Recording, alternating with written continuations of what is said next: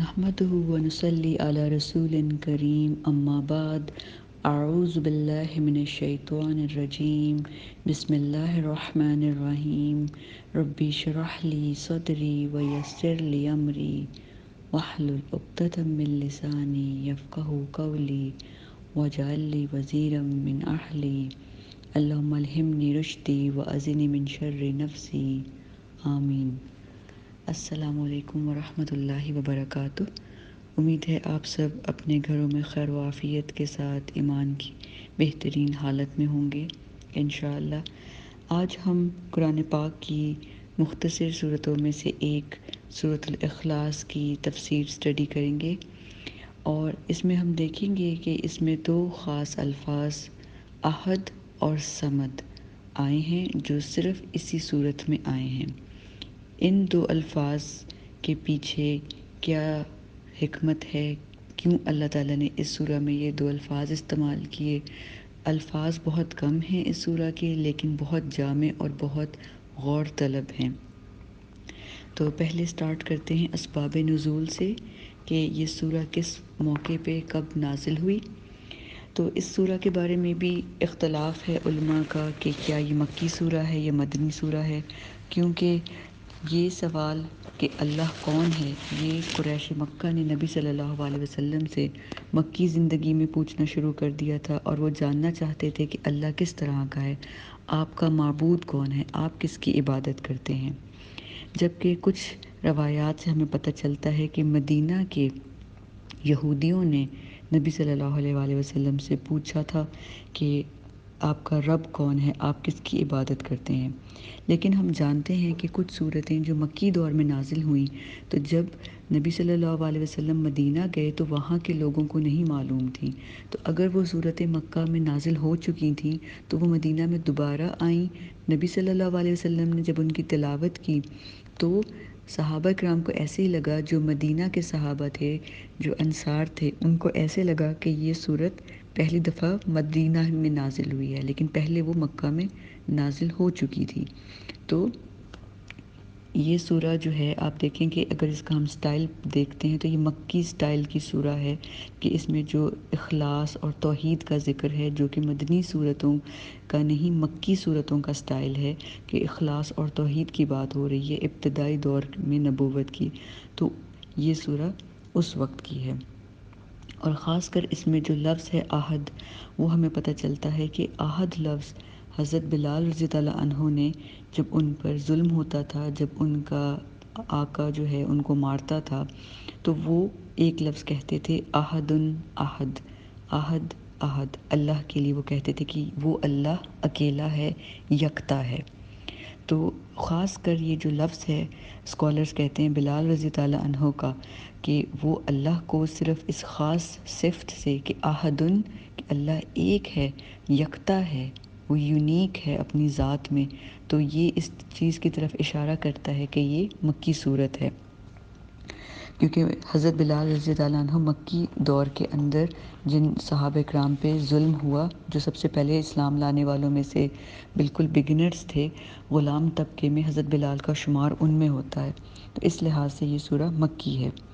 اب ہم اس کے اسباب نزول میں دیکھتے ہیں کہ عرب جو تھے وہ بھی اللہ کی عبادت کرتے تھے، لیکن انہوں نے اللہ کے ساتھ مختلف قسم کی باتیں گھڑ لی تھیں،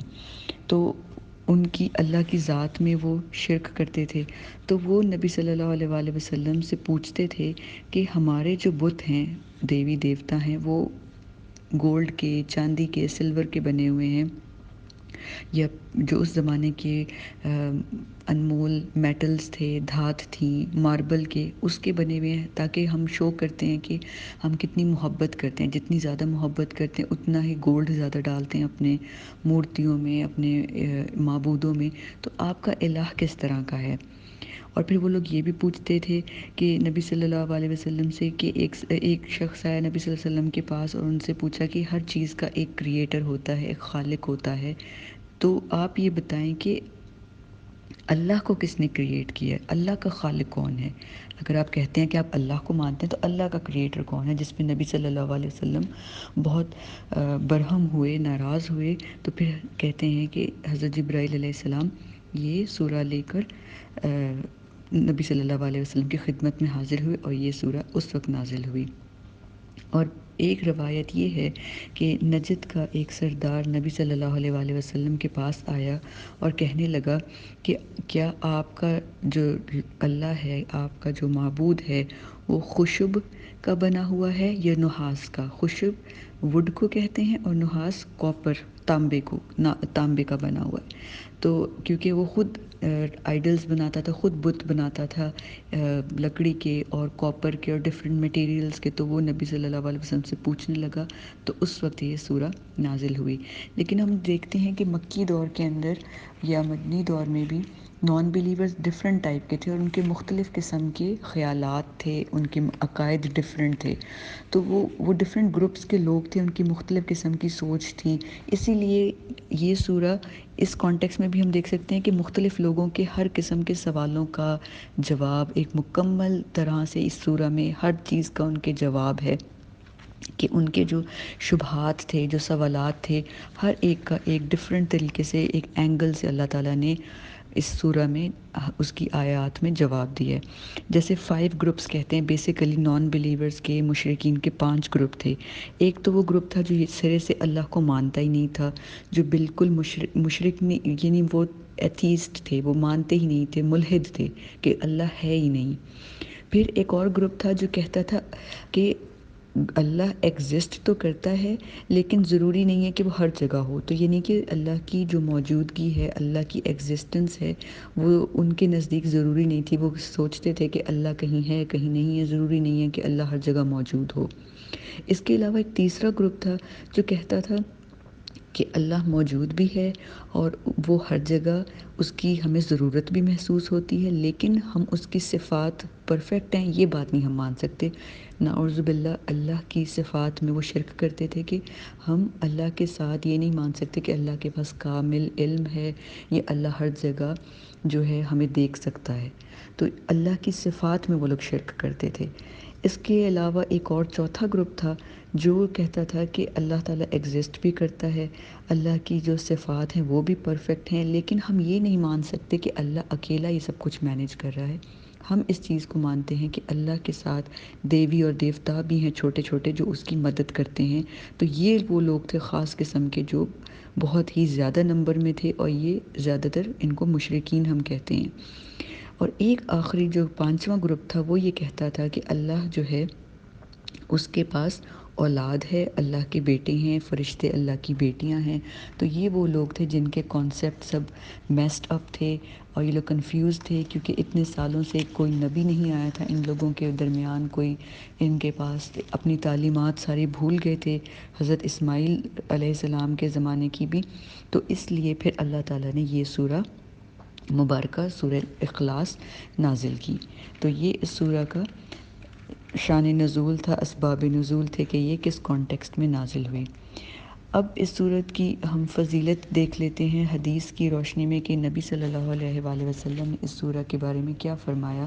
تو بخاری شریف میں حضرت ابو سعید خدری رضی اللہ عنہ سے روایت ہے، اور مسلم شریف میں حضرت ابو درداء رضی اللہ عنہ سے روایت ہے۔ اس کے علاوہ ابن عباس رضی اللہ عنہ اور حضرت انس بن مالک رضی اللہ عنہ سے روایت ہے کہ نبی صلی اللہ علیہ وآلہ وسلم نے فرمایا، سورۃ الاخلاص ثلث القرآن ہے، یعنی کہ قرآن پاک کا 1/3 حصہ ہے، 1/3۔ کیونکہ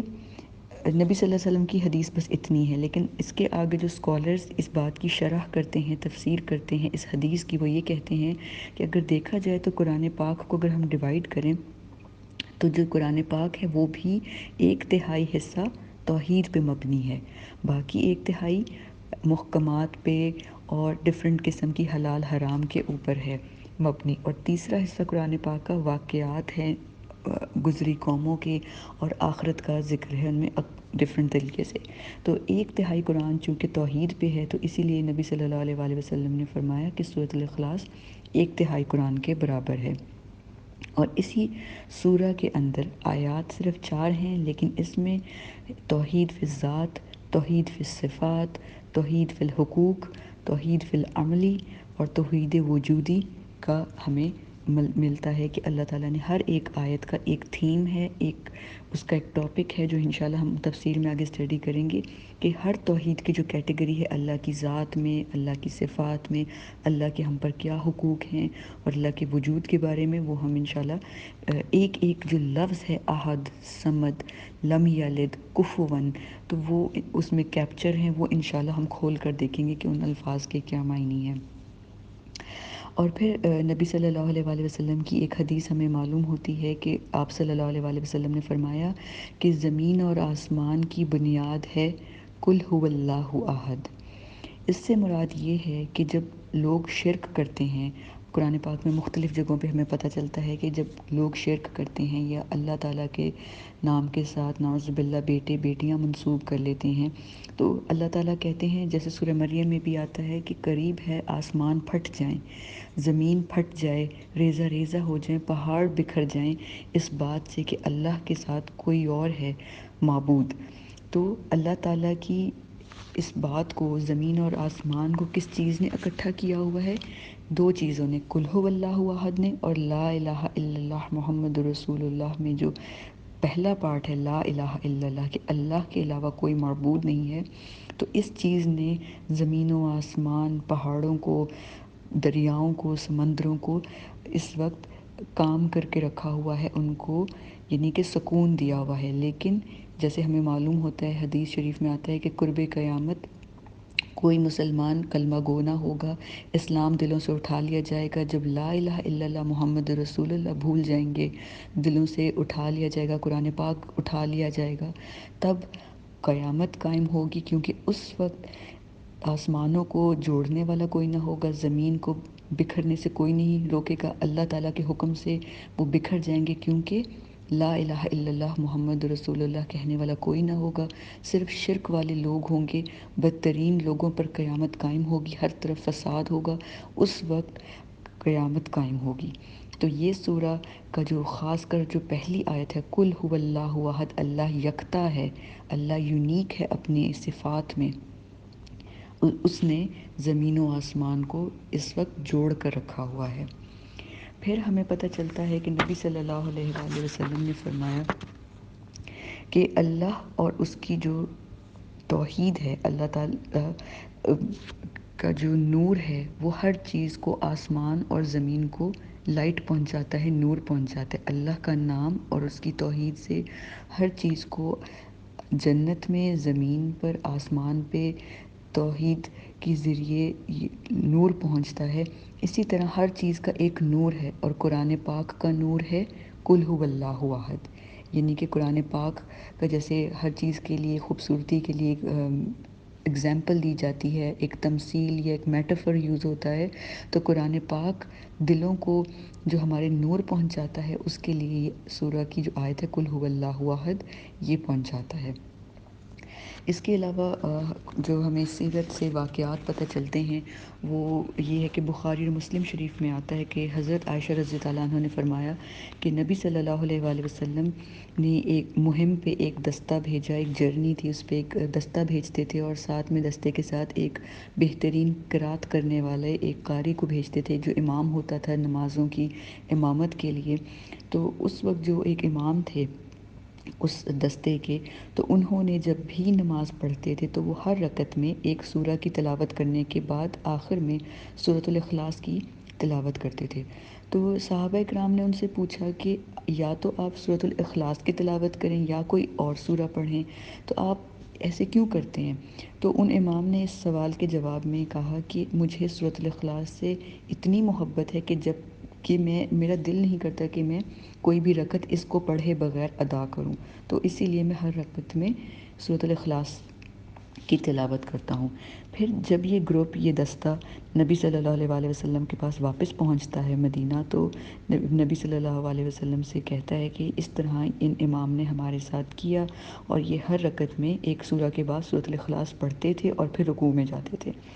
تو نبی صلی اللہ علیہ وآلہ وسلم نے ان سے پوچھا، صحابہ کرام رضی اللہ عنہ اجمعین سے، کہ کیا آپ نے اس امیر سے پوچھا کہ ان کے ایسے کرنے کی کیا وجہ تھی؟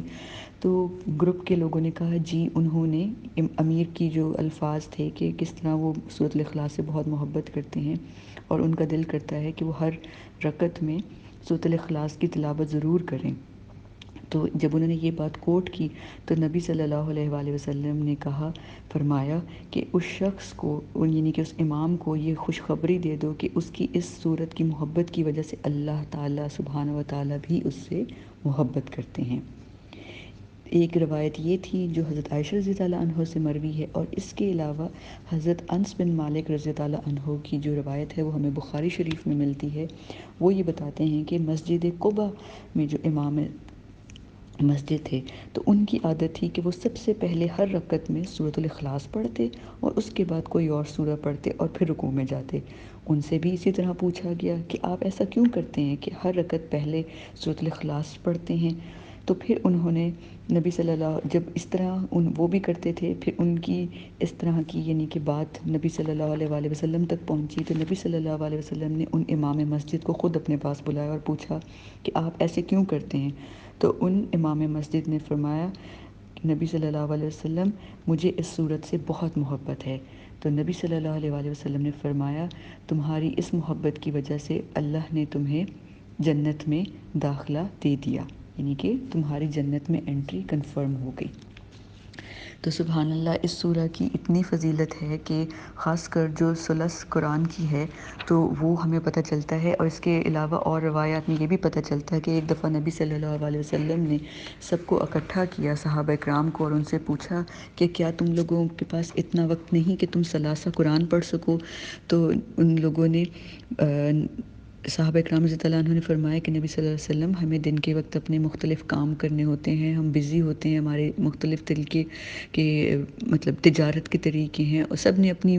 ڈفرینٹ طریقے کی ریزننگ دی۔ تو نبی صلی اللہ علیہ وسلم نے فرمایا کیا میں تمہیں ایک ایسی چیز نہ بتا دوں کہ جس کو پڑھنے سے تمہیں ثلاثہ قرآن کا، یعنی کہ 1/3 قرآن کا، ثلث قرآن کا ثواب ملے گا؟ تو اس کے بعد نبی صلی اللہ علیہ وآلہ وسلم نے سورۃ الاخلاص کی تلاوت فرمائی۔ تو اس سے ہمیں پتہ چلتا ہے کہ سورۃ الاخلاص بہت ہی ایک خاص سورہ ہے اللہ تعالیٰ کی نزدیک، اور نبی صلی اللہ علیہ وسلم نے بھی اس کی بہت فضیلت بیان کی ہے۔ اس کے علاوہ حضرت امام احمد سے روایت ہمیں پتہ چلتی ہے کہ سیدنا عقبہ ابن عامر رضی اللہ عنہ جو ہیں وہ کہتے ہیں کہ نبی صلی اللہ علیہ وآلہ وسلم ان کے ساتھ جا رہے تھے، اور انہوں نے کہا، نبی صلی اللہ علیہ وسلم نے فرمایا اے عقبہ، کیا میں تمہیں ایک ایسی سورہ کے بارے میں بتاؤں جس کا ذکر تورات، انجیل، زبور اور قرآن میں بھی ہے؟ اس کو پڑھے بغیر رات کو مت سونا۔ اور پھر نبی صلی اللہ علیہ وآلہ وسلم نے بتایا کہ یہ صورتیں ہیں سورۃ الاخلاص اور پھر معوذتین، یعنی کہ سورۃ الفلق اور ناس۔ اور سیدنا عقبہ ابن عامر رضی اللہ عنہ فرماتے ہیں کہ جب سے نبی صلی اللہ علیہ وسلم نے مجھے یہ بات بتائی، میں نے کبھی بھی ایک رات نہیں گزاری کہ جب میں ان تینوں سورتوں کی تلاوت کیے بغیر سو گیا۔ تو میں ہمیشہ ان تینوں سورتوں کی تلاوت کرتا تھا۔ تفسیر ابن کثیر سے ہمیں اس کا یہ ریفرنس ملتا ہے۔ تو صحابہ اکرام کا ہمیں پتہ چلتا ہے کہ وہ سورۃ الاخلاص سے کتنی محبت کرتے تھے، اور ان کے دلوں میں اس کے لیے کتنی، کیونکہ نبی صلی اللہ علیہ وسلم نے خود ان کو فضیلت بتائی تھی تو وہ اس سے کتنے اٹیچڈ تھے۔ تو عربوں میں یہ بات ہے کہ جب وہ کسی چیز سے بہت محبت کرتے ہیں تو وہ اس کو مختلف ناموں سے بلاتے ہیں۔ یہ شاعری میں بھی اسی طرح کرتے تھے کہ مختصر نام ہوتا تھا لیکن ایک چیز کے کئی سارے نام ہوتے تھے، اور سورۃ الاخلاص سے صحابہ اکرام کی ہمیں پتہ چلے گا کہ کتنی محبت تھی۔ تو اسکالرز نے جو اس کے نام اکٹھے کیے ہیں وہ 20 سے زیادہ ہیں، لیکن ہم کچھ جو مین مشہور نام ہیں وہ دیکھ لیتے ہیں کہ اس سورہ کو اور کن ناموں سے صحابہ اکرام بلاتے تھے، کیونکہ ہمیں پتہ ہے کہ جو سورتوں کے نام ہیں وہ صحابہ اکرام نے نبی صلی اللہ علیہ وسلم کی اجازت سے خود اپنی زندگی میں چوز کیے تھے، اور وہ ہر سورہ کو اپنے حساب سے اس کا نام لے کے بلاتے تھے۔ تو امام رازی رحمۃ اللہ علیہ جو ہیں تفسیر کے بہت بڑے جو اسکالر ہیں، انہوں نے یہ نام جو ہیں وہ جمع کیے ہیں۔ تو پہلا نام ہے النور، نمبر 2 المکشکشہ، المکشکشہ یعنی بیماری دور کرنے والی، نمبر 3 سورہ تفرید، تفرید یعنی فرد سے، یعنی ایک، یعنی اللہ ایک ہے۔ پھر سورہ التجرید، تجرید یعنی اللہ اپنی صفات میں تمام معبودوں سے بہتر اور بہترین یعنی کہ اوپر کے درجے پہ مختلف ہے اور بہترین درجے پہ ہے۔ نمبر 5 سورۃ النجات، کہ اس کو ہم پڑھیں گے تو ہماری نجات ہوگی آخرت میں انشاءاللہ۔ سورۃ التوحید، اس کا جو سبجیکٹ میٹر ہے وہ توحید ہے، تو اس کا نام ہے سورۃ التوحید۔ سورۃ الولایہ۔ نمبر 8 سورۃ النسبہ۔ نمبر 9 سورۃ المعارفہ، معرفہ یعنی جاننا، تو اس سورہ کو یہ یعنی کہ اللہ تعالیٰ کا انٹروڈکشن ہے، اللہ تعالیٰ کا، اللہ کون ہے، تو اللہ کون ہے، قل هو اللہ احد، اللہ احد ہے، اللہ صمد ہے، نہ اس کا کوئی بیٹا ہے نہ اس کا کوئی باپ ہے، تو یہ کیا ہے، اللہ کا انٹروڈکشن ہے، تو یہ ہے سورۃ المعارفہ۔ سورۃ الجمال، کیونکہ یہ اللہ کے جمال کو، اللہ کی بیوٹی کو بہت خوبصورتی سے ڈیفائن کرتی ہے۔ نمبر 11 سورۃ الصمد۔ اب ہم جب انشاءاللہ صمد کی تعریف کریں گے، تفسیر کریں گے، تو وہ ہمیں پتہ چلے گا اس سورہ کو سورۃ صمد کیوں کہتے ہیں۔ پھر سورۃ الاساس، اساس یعنی کسی چیز کی بیس یا بنیاد ہونا، تو یہ ہمیں پتہ چلتا ہے کہ یہ مختلف نام ہیں اس سورت کے، جو اس زمانے میں جو صحابہ اکرام ہیں انہوں نے اپنی محبت سے دیے، اور وہ اس لیے بھی دیے کہ سورۃ الکافرون میں ہمیں پتہ چلتا ہے کہ اللہ تعالیٰ کا سورۃ الکافرون کی جو آیات ہیں ان میں 6 آیات میں کہیں بھی اللہ کا ذکر نہیں ہے۔ اللہ تعالیٰ یہی کہتے ہیں لا اعبد ما تعبدون، میں اس کی عبادت نہیں کرتا، نبی صلی اللہ علیہ وسلم آپ کہہ دیں میں اس کی عبادت نہیں کرتا جس کی تم عبادت کرتے ہو، ولا انتم عابدون ما اعبد، اور جس کی عبادت تم نہیں کرو گے جس کی میں عبادت کرتا ہوں، ولا انا عابد ما عبدتم، اور میں جس کی عبادت کرتا ہوں تم اس کی عبادت نہیں کرتے۔ تو یعنی کہنے کا مطلب یہ ہے کہ سورۃ الکافرون اور سورۃ الاخلاص بہت کلوزلی انٹر کنیکٹڈ ہیں، یہ ہم انشاءاللہ ابھی پڑھیں گے کہ کیسے وہ کنیکٹڈ ہیں، کیونکہ سورۃ الکافرون میں ایک مرتبہ بھی اللہ تعالیٰ نے اپنا نام اللہ کر کے نہیں بتایا، ما اعبد ما عبدتم ما تعبدون کر کے بات ہوئی ہے، لیکن جو سورۃ الاخلاص ہے اس میں اللہ کا نام بار بار آیا، قل هو اللہ احد اللہ صمد، کیونکہ جو وہ عرب تھے جب سورۃ الکافرون آئی اس کے بعد وہ بار بار نبی صلی اللہ علیہ وسلم سے پوچھتے تھے ما ہوا، کون ہے وہ، کس کی عبادت کرتے ہو، کون ہے، ما اعبد، تم کس کی عبادت کرتے ہو، تو پھر جیسے وہ بار بار آگے پوچھتے تھے نبی صلی اللہ علیہ وسلم سے، کیونکہ وہ خود تو اللہ پہ یقین رکھتے تھے لیکن ان کو یہ سمجھ نہیں آ رہا تھا کہ نبی صلی اللہ علیہ وسلم جس اللہ کی عبادت کر رہے ہیں اس میں ایسی کیا خاص بات ہے جو ہمارے معبودوں میں نہیں ہے، اور یہ کیوں نبی صلی اللہ علیہ وسلم بار بار کہہ رہے ہیں سورۃ الکافرون میں کہ میرا اللہ تمہارے اللہ سے بہتر بھی ہے اور ڈفرینٹ بھی ہے، تو ان کو یہ سپریورٹی اور اللہ کی ڈفرینسیشن جو تھی وہ سمجھ نہیں آ رہی تھی، تو اس لیے پھر اللہ تعالیٰ نے سورۃ التوحید یعنی سورۃ الاخلاص نازل کی، جس میں کلیئر ہو گیا کہ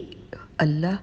اصل میں اللہ کون ہے، ریئل اللہ کون ہے، جو عرب کا اللہ ہے وہ نہیں، جو نبی صلی اللہ علیہ وآلہ وسلم کا اللہ ہے یہ وہ اللہ ہے۔ تو اب ہم اب ایک چیز اور دیکھتے ہیں جو اسکالرز جیسے اسٹڈی کرتے ہیں قرآن کی، وہ ہے سورتوں کا انٹر کنیکشن۔ سب سے پہلے ہم یہ دیکھتے ہیں کہ سورۃ اللہب جو کہ اس سے پہلی سورہ ہے سورۃ الاخلاص سے، اس کا اور سورۃ الاخلاص کا کیا آپس میں کنیکشن ہے، تو ہم جیسے سورۃ اللہب کے بھی نوٹس میں پڑھ چکے ہیں کہ ان میں تمام آیات میں سورۃ اللہب کی اور سورۃ الاخلاص کی حروف قلقلہ ہیں، جو آواز آپ کی باؤنس بیک ہوتی ہے، تو ہر جو لفظ ہے ہر آیت کا آخری لفظ یعنی تب، کسب، لہب، مسد، پھر اس سورہ کے اندر کیا آ گیا، احد، سمد، یلد، یولد، احد، تو یہ جو ورڈز ہیں یہ اسکالرز کہتے ہیں کہ ایک بہت خوبصورت ایک ڈیوائن اللہ تعالیٰ کی طرف سے ایک ردم ہے جو ہمیں پتہ چلتی ہے کہ اس سورہ کا کنیکشن ہے سورۃ اللہب کے ساتھ۔ جب خاص کر امام کعبہ تلاوت کرتے ہیں تراویحوں میں تو ہمیں پتہ چلتا ہے کہ کتنی خوبصورتی سے وہ ان کو الفاظ کی ادائیگی کرتے ہیں تلاوت کرتے ہوئے۔ پھر وہی جو بات ہے کہ سورۃ الکافرون کے اندر اللہ تعالیٰ نے نبی صلی اللہ علیہ وآلہ وسلم کو کہا کل، نبی صلی اللہ علیہ وسلم کو کل آپ کہہ دیجئے، جبکہ سورہ لہب میں اللہ تعالیٰ نے کل نہیں کہا بلکہ خود بات کی، لیکن ابو لہب کے بارے میں تھرڈ پرسن یعنی کہ وہ غائب تھا، اس سے ڈائریکٹ بات نہیں کی، اللہ تعالیٰ نے ابو لہب کے بارے میں بات کی۔ لیکن اس والی سورہ کے اندر اللہ تعالیٰ نے جو ہے ہمیں بتایا ہے کہ اس سورہ میں جو سورہ لہب تھی کمپریہنسولی اللہ تعالیٰ نے بتا دیا کہ جو کافرین ہے، لہب جیسے، ابو لہب جیسے لوگ ہیں، ان کا کیا انجام ہے، اور نبی صلی اللہ علیہ وسلم اب اس سورہ میں یعنی سورۃ الاخلاص میں اب آپ جا کے لوگوں کو بتائیں کہ اصل میں توحید کیا ہے. جو کافر ہیں ان کا انجام تو جہنم ہوگا، اسی لیے اب اس سورہ لہب کو ذہن میں رکھتے ہوئے کہ کافروں کا یہ انجام ہے، تو اب آپ توحید کا پیغام لے کے لوگوں تک جائیں، اسی لیے یہ سورہ سٹارٹ ہو رہی ہے کل سے. پھر ہم یہ بھی دیکھتے ہیں کہ جو یہ ہمارا مصحف ہے قرآن پاک ہے، یہ سٹارٹ ہوتا ہے الحمدللہ رب العالمین. تو اب یہ سورہ کا سٹارٹ تھا سورۃ الفاتحہ کی پہلی آیت الحمدللہ رب العالمین، اور اب ہم جا رہے ہیں قرآن پاک کے اختتام کی طرف. تو سورۃ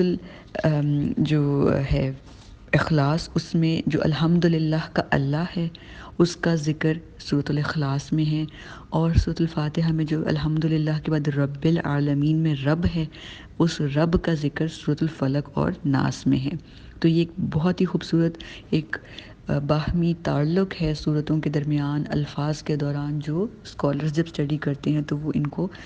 خود سے کنیکٹ کرتے ہیں کہ سورۃ الفاتحہ، سورۃ الاخلاص اور فلق اور ناس آپس میں کیسے کنیکٹڈ ہیں. اور پھر ہم یہ بھی دیکھتے ہیں کہ اب تک جو ہم نے 10 صورتوں کا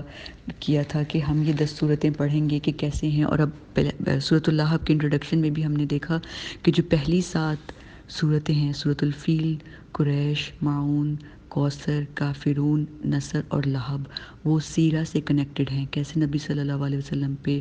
الزام لگے، کتنی سٹرگلز تھی، کیا کیا نبی صلی اللہ علیہ وسلم کو تکلیف اور دکھ اٹھانے پڑے، کس طرح کے وہ لوگ تھے اخلاقی پستی میں گرے ہوئے تھے، کیا ان کا انجام ہوا. سورہ نصر میں اللہ نے کیا کہا. تو یہ جو 7 صورتیں تھیں وہ تھیں نبی صلی اللہ علیہ وسلم کی سیرت سے ریلیٹڈ. اب جو 3 صورتیں ہیں سورۃ الاخلاص آنورڈز، تو اس میں اللہ تعالیٰ نے بتا دیا ہے کہ نبوت